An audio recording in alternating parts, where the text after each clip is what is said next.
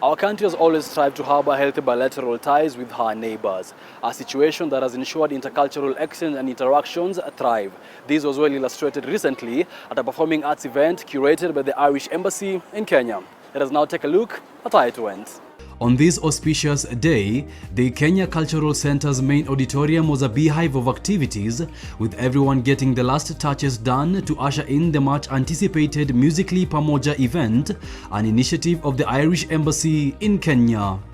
And today we're here at the National Theatre of Kenya to celebrate an event that we've called Muziki Pamoja, so music together, and we've brought together Irish musicians and Kenyan musicians for a symposium and a dialogue about music, what it means to people in Ireland and in Kenya, and how music can bring communities together and can bring generations together. And we've had a wonderful morning so far. I think in the embassy it's our job just to find great people and introduce them and let the magic happen, and I think that's what's happening today. The musicians are already working together, they're composing together, and we're having a great conversation about what music means to people and how music can be used and how we need to protect our music as part of a good, strong society.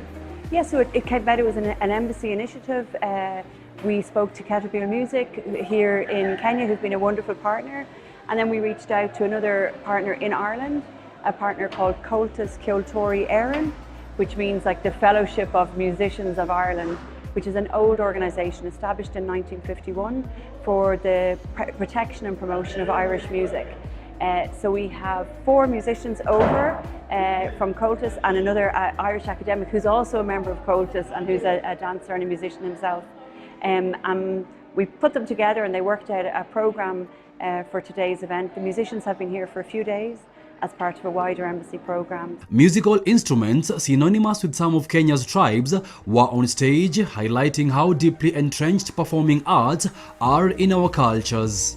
Mostly we're focusing on traditional music and traditional instruments like the nyatiti, the orutu, adeudeu, kalimba, just to see so that how it merges or how it works out with the other forms of music from the rest of the world.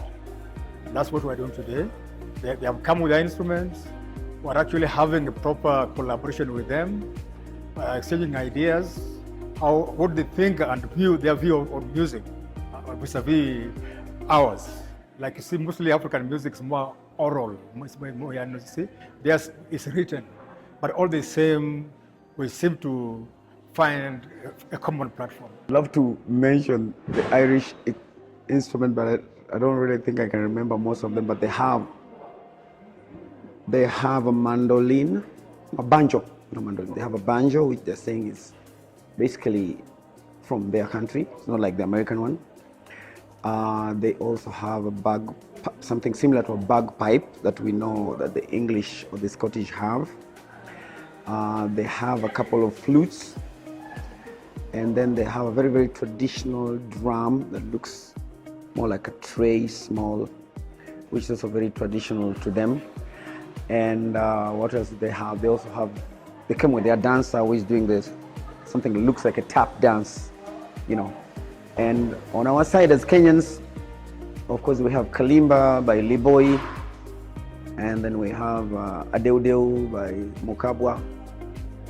And then we have Nyangile, which is a box-shaped Luo kind of percussive instrument played with in a very, very unique style. Nyangile, played by George of Kenge Kenge. George also has Orutu, which is a one fiddle.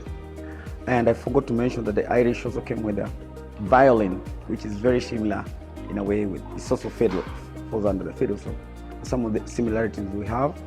We also have drums, the Luo ones, bunde. And last but not least, we have nyatiti, which is a Kenyan lyre from the Luo people. But on top of that, we have Fiston, the Congolese musician we hear, and is on the guitar. And we also have Mukabwa doubling up with the guitar as well.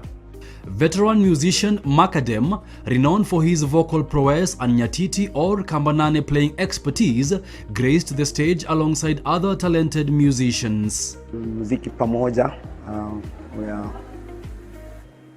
collaborating with the Irish musicians who have come all the way from Ireland to Kenya. And so what has been happening the whole day is they came with a traditional or classic instrument, and we came with ours.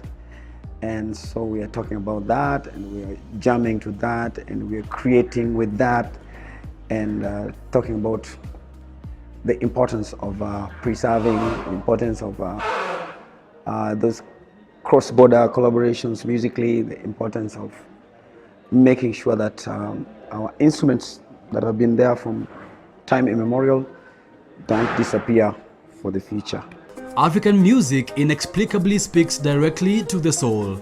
Pair that with some Irish twist and you have got quite the experience, which was something the audience was treated to as the performances went on.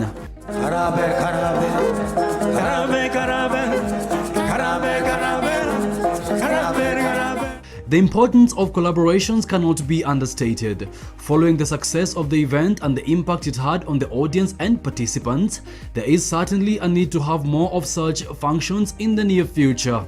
Collaborations are way out, especially when they turn into documentaries, they're being shot, they're being taken out there. But above all, they open up your mind in terms of creativity, in terms of musicality, in terms of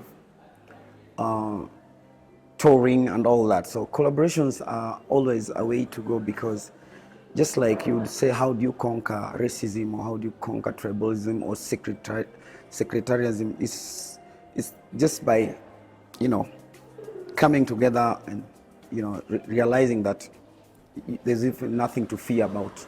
It's quite remarkable how art, especially performing arts, continue to be avenues through which culture is preserved and exchanged.